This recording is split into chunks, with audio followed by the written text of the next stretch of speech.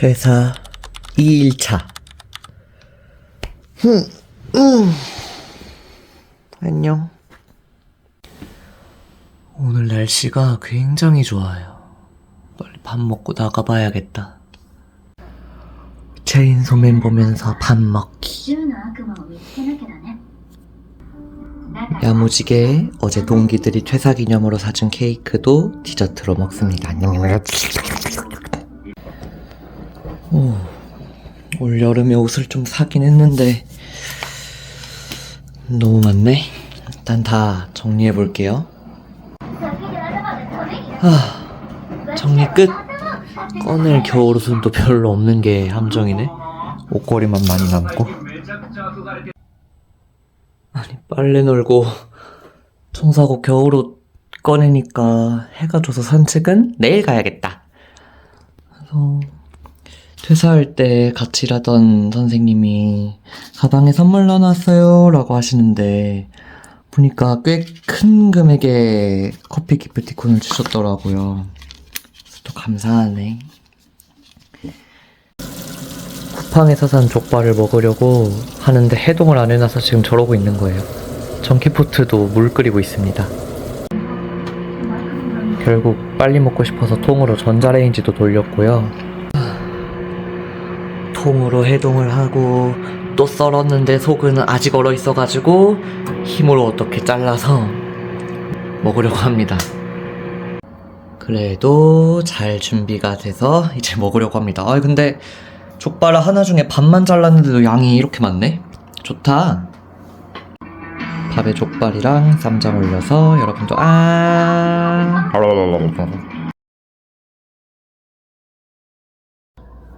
안녕하세요.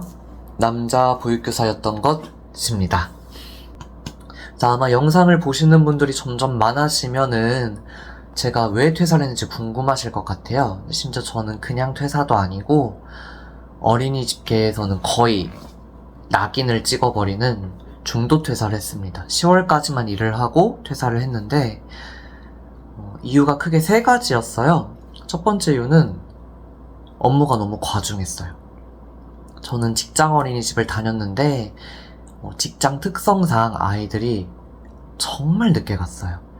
아침 새벽 6시에 문을 열어가지고 아침 7시부터 애기가 와가지고 밤 11시에 가기도 하고 꼭 11시까지 제가 남아서 일을 하지 않더라도 제가 아는 다른 어린이집들은 4시나 5시에 이제 애들이 가면은 교사가 퇴근하는 6시 5시 반까지는 이제 자유 업무 시간이 조금 주어지는데 저희 어린이집은 아이들이 제 근무 시간 내내 꽉꽉 채워서 가다 보니까 그런 서류 업무를 할 시간이 따로 생기지 않았어요.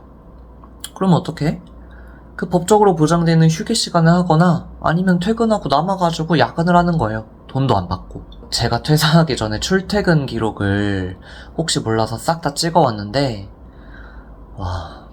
보니까 신입 때 일찍 퇴근하면 한 30분 정도 좀 더 있었고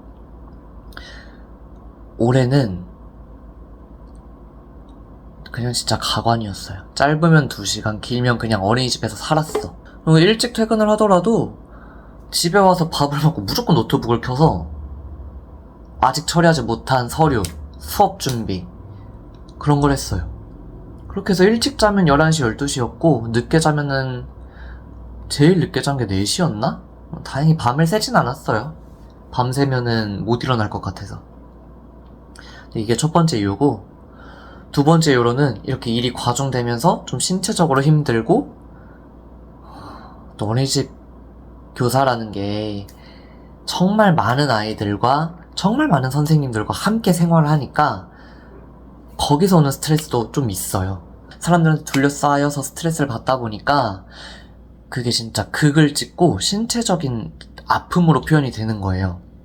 처음에는 배가 아프기 시작했고요. 위경련이 왔고 두 번째로는 숨이 안 쉬어졌어요. 근데 그게 어느 정도였냐면 진짜 너무 심할 때는 인터넷에서만 봤던 공황처럼 갑자기 숨이 안 쉬어지는 거예요.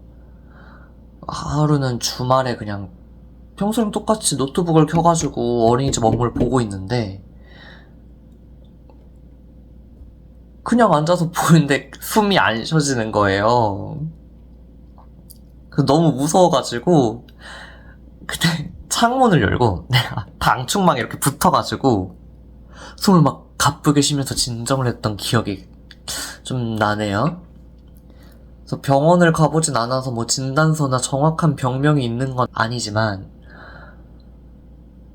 스스로 생각하기에 좀 극도로 스트레스를 받았을 때 약한 공황처럼 좀 왔던 것 같아요. 근데 그게 집에서 한 번 왔던 게 다가 아니고 뭐 아침에 출근하는데 지하철에서 내려서 에스컬레이터를 타는데 또 갑자기 숨이 안 쉬어지거나 아니면 어린이집 앞에 도착했는데 숨이 안 쉬어지거나 좀 그런 경우가 많았어요.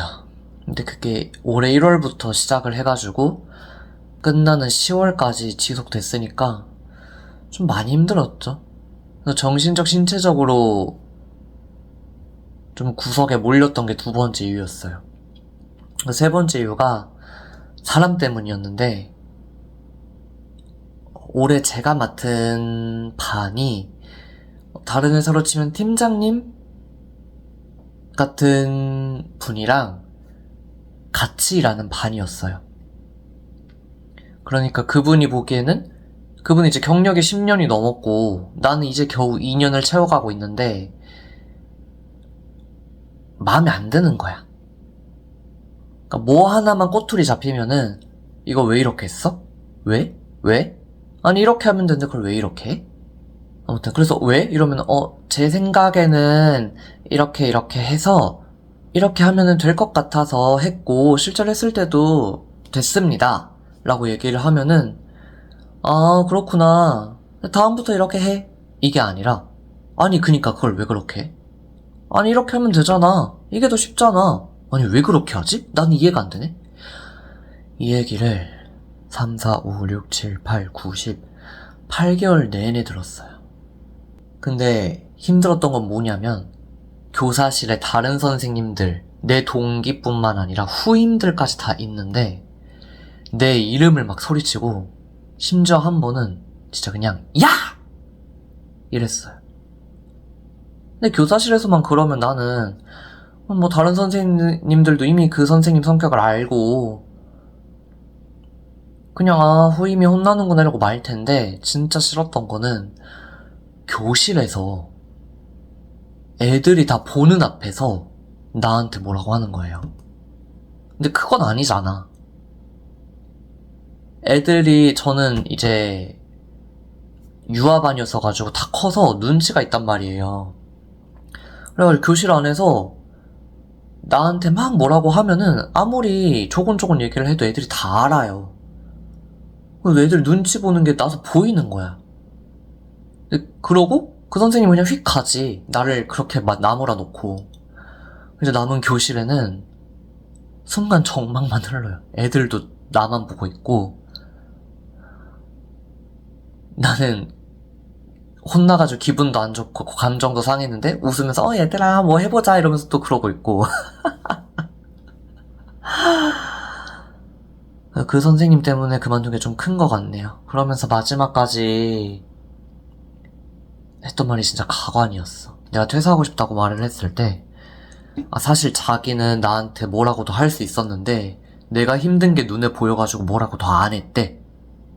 그래놓고 자기 그냥 위안 삼으려고 나한테 거는 기대가 커서 그렇게 혼을 많이 냈다.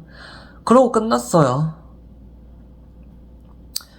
그래서 저는 어린이집에서는 더 일을 안 할 겁니다. 너무 힘들고 남아 계신 분들 존중하지만 굳이 그렇게 돈도 못 받고 내 몸이랑 정신이 망가지면서까지 저는 그렇게 일하고 싶지 않아요.